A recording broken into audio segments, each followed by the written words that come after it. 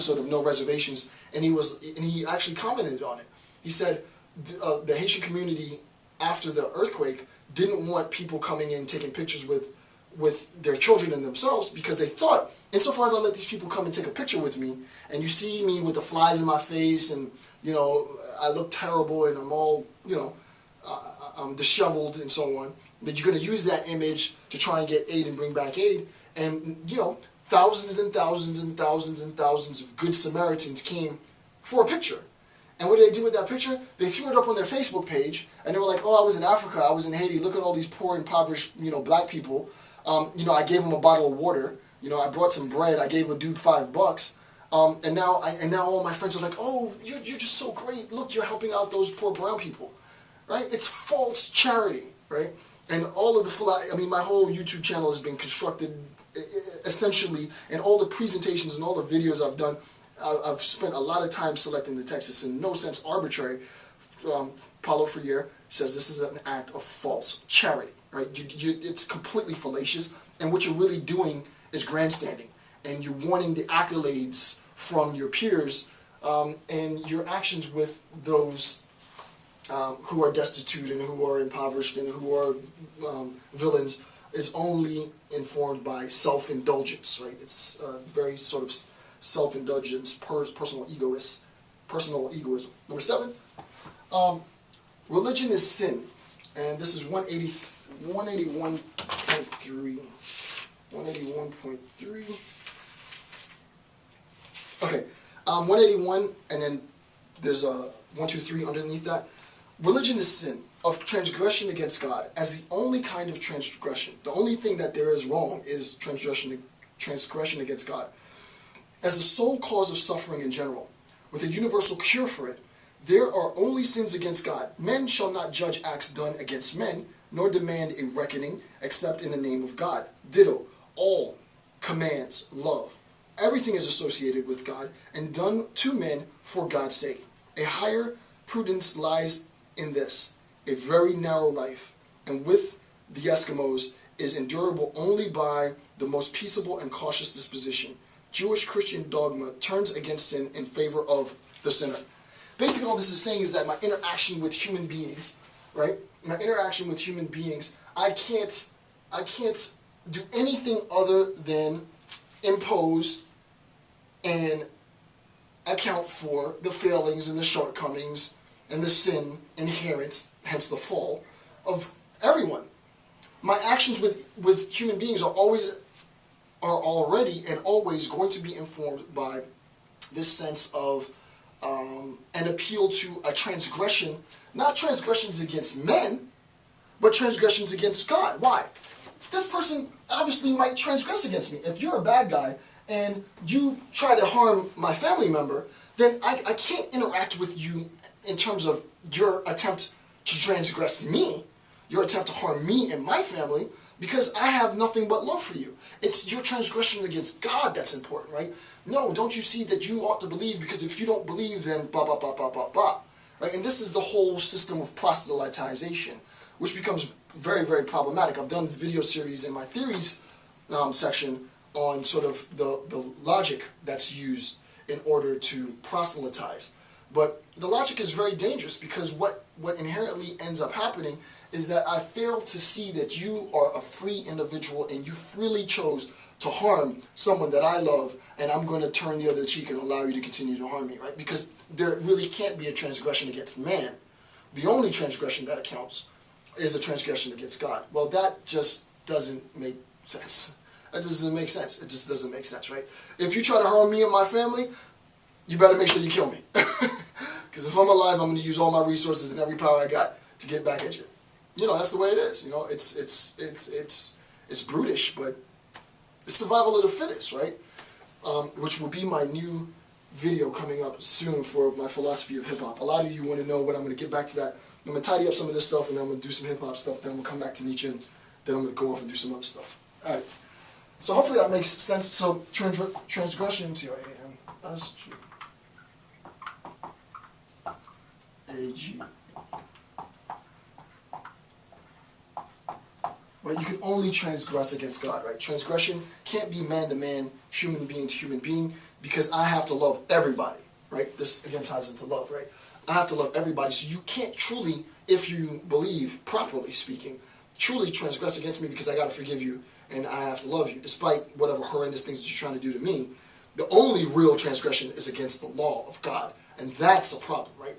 Okay.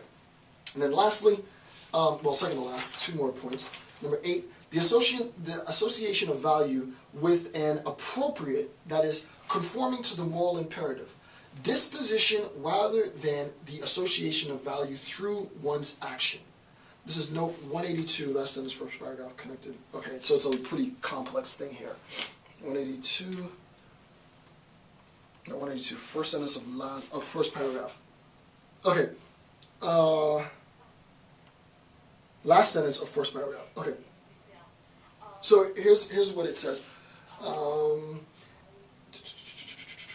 Noble nature behaves, okay, a classless and at the same time spontaneous priestliness of soul, which now in order to contrast itself sharply with its opposite, attach value not to works, but to disposition.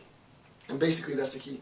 That value has been attributed not to what you do, but to the way you look, the way you act, the way you sound, right?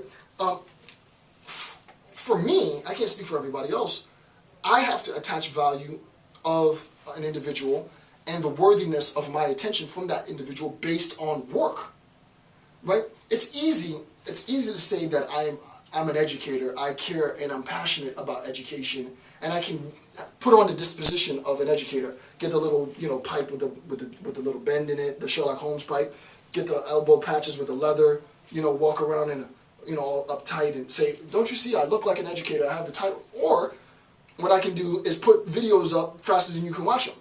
And you can be like, there's Dr. Campbell on his 600 hour of lecture, right? It's not talking about it, right? It's not about talking about it. It's about doing it.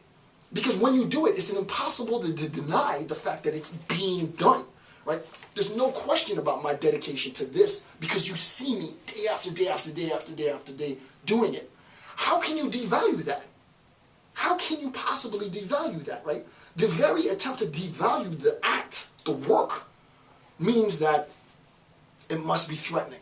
So then when the trolls come out, I recognize, oh yeah, this is challenging some ideological assumption, and that's why I'm getting all this hate, because they see me doing it, right? And there's nothing going to stop me from doing it, right? The institution of academia is the institution of academia, and it would be all well and great to say, the only way you can get my lectures is if you pay $3,000 and sit in my class. But I recognize a lot of people can't afford $3,000 to sit in my class. So I'm going to do it for free, right? Nothing's going to stop me from doing that, right? That's just the way it is. What's important to recognize in this account of disposition, value has been attached not to work, not to me proving and demonstrating what it is that I'm doing. I believe this, and you know that I believe this because I'm doing this by the hundreds of hour fold, by the thousands of hour preparation, but more about the way I look, right? So that people then they ceremonialize, they ritualize the act of looking a certain way, of talking a certain way, rather than the act of actually doing, right? So that's extremely dangerous. And then lastly, number 9, the attainment of happiness for the oppressed becomes the standard of happiness for all. Quote, attempt to make, and I put the wrong notice, I think it's one, I gotta change that. Attempt to make the virtue for which happiness is possible for the lowliest into the standard for all, right? So the idea is, there's been an attempt, right, and there is an attempt to make the value system in which the lowliest, right, and this isn't like a class base, this is more of an intellectual base, right, individuals who are more content with being told how to live and what to do, rather than assuming an ideology, if you will, of excellence, of personal growth, of personal development, perpetually, right, of lifelong learning. Rather than doing that, the value system of sort of this idea of fake it till you make it, right, that's really, and there is that saying, fake it till you make it. Fake it, have the disposition without the work, right? Have the disposition without any of the work. No, It's do the work and then transform the disposition, right? I get into the position that I am based on work, and now that I'm here, I am, with everything inside of me, trying to transform the way that people look at the ivory tower. 'Cause I don't want to look like the dudes that I know look in the ivory tower, right? So you're going to see me in a beater. You're going to see me rapping. You're going to see me doing things that you never saw anybody else doing before. Why? Because I want to transform the way that thing looks, right? So it's not about the disposition. None of that's important. It's not about how I look that's important. It's not about the way I talk that's important. It's about what I'm doing. And that is undeniable. What's being done is undeniable because I've just concluded doing it. And that ends this bit of the video. So with that, I want to thank you for taking the time to watch my videos. I'm Dr. Jason J. Campbell. Have a good day.